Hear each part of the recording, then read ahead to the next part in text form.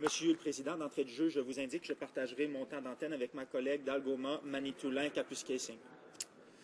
Donc, Monsieur le Président, c'est un privilège de me prononcer quant à la motion présentée par ma collègue de Nanaimo, Cowichan. Ce temps d'antenne me permettra d'approfondir la notion de consultation des membres des Premières Nations, le tout tel qu'il apparaît de la lettre de la motion soumise à l'étude en cette Chambre.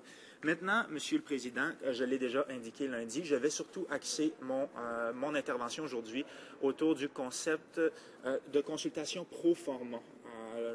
Je verse souvent dans les locutions latines, Monsieur le Président, parce que ça confère un caractère exotique un peu à mes interventions. Mais derrière tout ça, il faut comprendre que pro forma, la traduction française, ça serait pour la forme.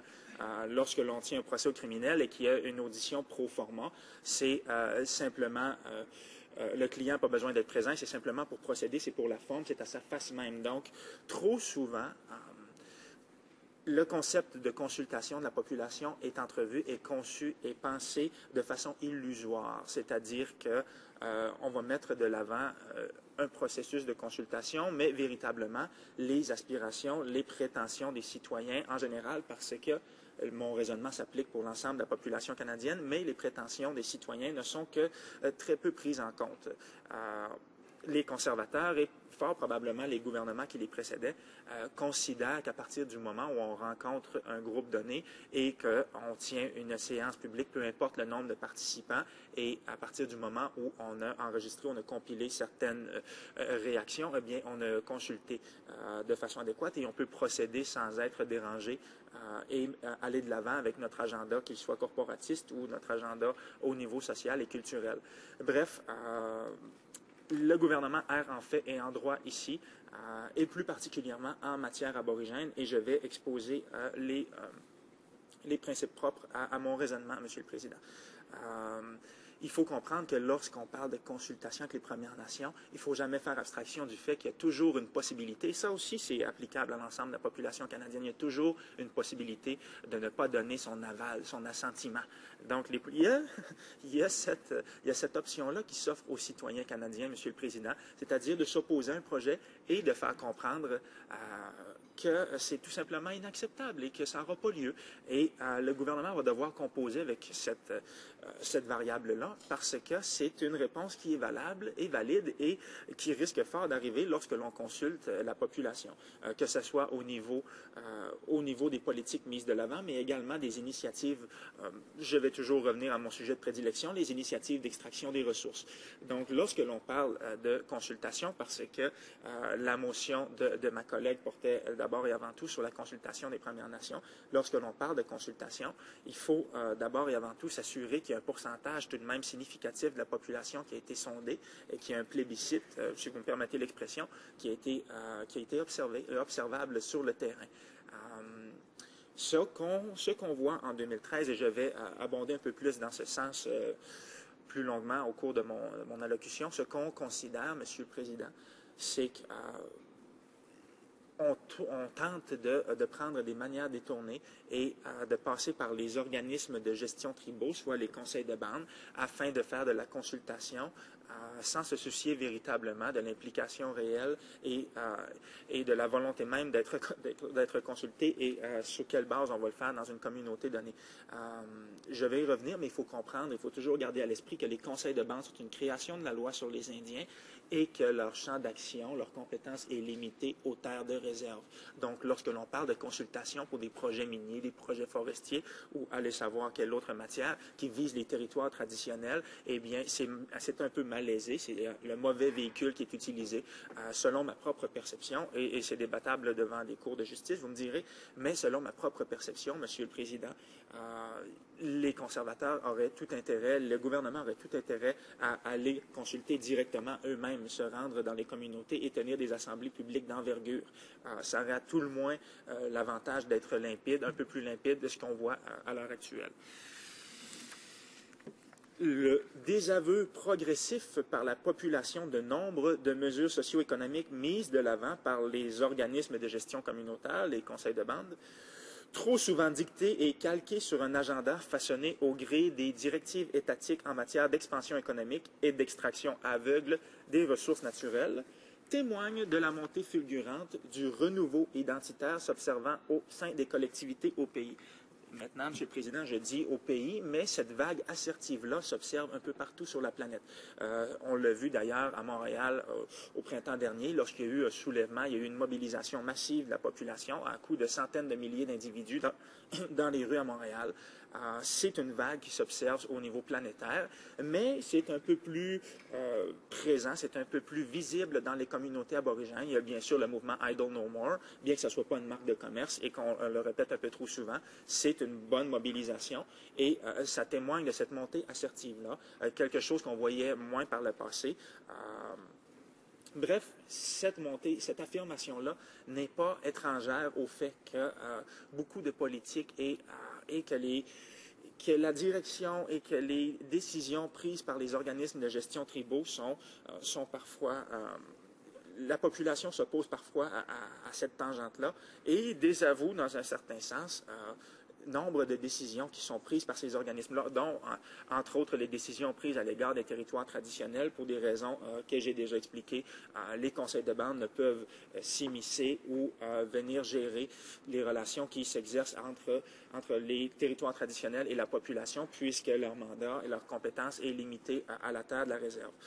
C'est la raison pour laquelle j'indiquerais qu'il est essentiel en 2013 d'évaluer l'opportunité. En fait, ça devrait être une exigence, Monsieur le Président, que le gouvernement du Canada se rende dans les communautés afin d'aller sonder la population directement et par le fait même sonder les 9 dirigeants de la communauté, le chef et les autres conseillers en leur qualité de membres de la communauté, comme tous les autres membres de la communauté, pas se contenter d'aller simplement questionner les 9 dirigeants et se contenter de la réponse qui nous a été donnée et après ça d'aller clamer haut et fort qu'on a consulté la population, ce qui est totalement faux. Dans ma propre communauté, on est 3000. Si on se fie simplement aux 9 individus qui dirigent la communauté, eh bien, le résultat va être sensiblement biaisé et c'est polariser le pouvoir dans les mains de 9 individus. Donc, pour s'assurer qu'il y a de la transparence, une réelle limpidité dans tout ça, il faut que les gens que la population soit sondée. On va me dire dès le départ qu'il faut mobiliser, qu'il y a des fonds d'envergure si chacune des initiatives d'exploitation des ressources doit faire l'objet d'une consultation massive. C'est vrai, par contre, Monsieur le Président, il y a toujours une possibilité de regrouper plusieurs questions dans une seule consultation. Il y a toujours, mais c'est un impératif. Il faut. Souvent, on reproche aux communautés de ne pas se mobiliser, de ne pas participer, même de ne pas voter, ce qui est faux. Ils ont voté. Il y a 4000 Indiens qui ont voté pour moi aux dernières élections. First time ever. On n'avait jamais vu ça. Donc, quand on se force et quand on va rencontrer les gens et lorsqu'on va interpeller la communauté, qu'on se déplace, qu'on va les voir, eh bien, il y a une mobilisation. Les gens répondent de façon favorable.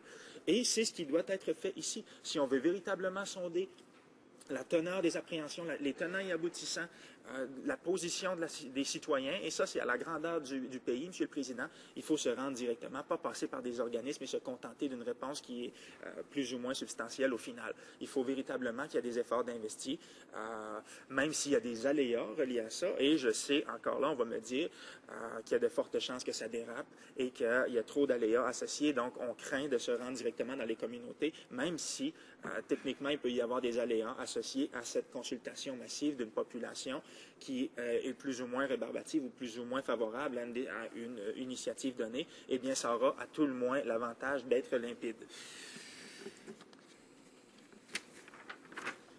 Bien que l'exercice de démocratie directe associé à la tenue d'audiences et de consultations publiques en territoire aborigène est une initiative présentant son lot d'aléas à sa face même, l'organe étatique canadien établirait ainsi le caractère limpide du processus visant à cerner la position citoyenne quant aux initiatives projetées, qu'elles soient législatives ou des initiatives sur le terrain. Je vous soumets le tout, Monsieur le Président. Questions et commentaires, questions and comments. Questions et observations. Le député de Winnipeg-Nord. Merci, Monsieur le Président. J'ai le privilège de représenter une école secondaire dans la partie nord de Winnipeg. Il y a des centaines de jeunes qui sont de descendance autochtone et qui ont obtenu leur diplôme. Il s'agit aussi d'une école de formation professionnelle appelée Herbie Wilson. Et on constate que les Autochtones voient que cela change leur vie. Après l'obtention du diplôme, ils voient qu'il y a davantage de possibilités et l'éducation est donc fort importante. Il faut qu'il y en ait plus qui obtiennent leur diplôme de 12e année. J'ai donc une question pour le député. D'après lui, n'est-il pas important que nous établissions des objectifs plus acceptables pour s'assurer qu'il y ait davantage de jeunes membres de Premières Nations qui obtiennent leur diplôme d'études secondaires, parce que cela permet d'avoir un meilleur avenir. On doit mettre l'accent sur l'éducation. Le député de Manicouagan. De sa question, et il abonde dans le bon sens, Monsieur le Président. En fait, à l'époque où moi j'étais étudiant, je sais que je donne souvent dans l'exemple personnel, à l'époque où j'étais étudiant à l'université, j'ai fait partie d'une cohorte ici à l'Université d'Ottawa qui était composée exclusivement de jeunes aborigènes. On était 14 étudiants tout et partout. C'était mis de l'avant et il y avait des efforts concertés qui étaient investis afin que les jeunes graduent au final. Il y avait un suivi qui était associé à ça. Maintenant, pour avoir parlé avec d'autres jeunes dans la même situation aujourd'hui, les fonds ne sont plus nécessairement au rendez-vous et cette situation-là est changée. Je ne sais même pas si le programme se donne toujours le pré-droit à l'Université d'Ottawa.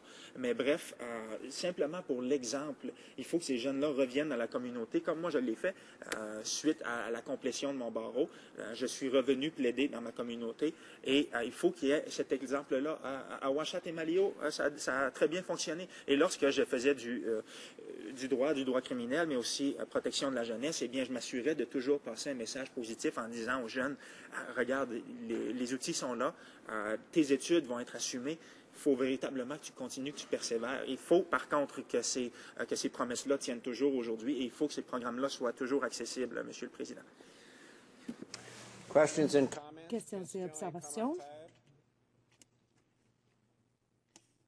Député de Abitibi-Témiscamingue. Merci, Monsieur le Président. Mon collègue de Manicouagan est venu rendre visite chez moi dans mon comté à toutes les communautés autochtones. Il y en a quand même quelques-unes.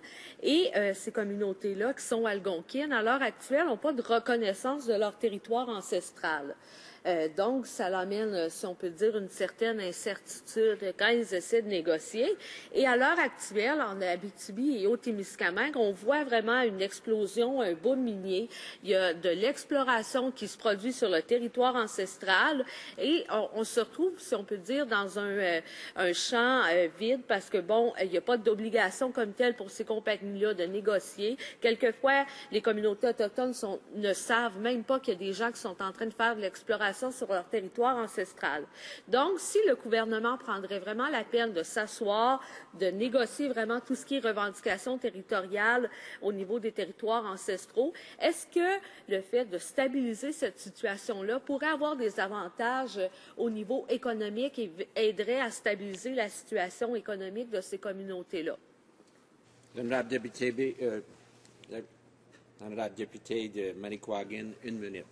Je remercie ma collègue de sa question. Maintenant, Monsieur le Président, ça serait bien de temps à autre qu'il y ait des représentants de l'organe étatique qui se pointent tout simplement dans ces communautés-là. Lorsque j'ai fait ma tournée avec ma collègue, certaines communautés m'ont indiqué, certains représentants m'ont indiqué qu'ils n'avaient jamais rencontré même de députés ou de ministres dans leur communauté au cours des 50 dernières années. Donc, pour initier un dialogue, il faut d'abord qu'il y ait des interlocuteurs, il faut que les gens se pointent. Maintenant, lorsque l'on dit qu'il n'y a pas de titre reconnu, en fait, pour les communautés sur leur territoire traditionnel, qu'il y ait ou non le titre aborigène reconnu, il y a toujours les droits d'usage. Donc, il doit y avoir de la consultation. À partir du moment où une activité économique interfère avec l'utilisation traditionnelle, leurs activités traditionnelles sur le terrain, il y a une obligation. C'est automatique. À partir du moment, et ça fait partie de la relation fiduciaire qui doit s'observer. Je le martèle, mais il faut que ça entre dans la tête de certains après un certain moment. Donc, à partir du moment où une activité interfère avec le mode de vie traditionnel, il faut qu'il y ait consultation. C'est un automatisme. Merci, Monsieur le Président. Resuming debate. Reprise du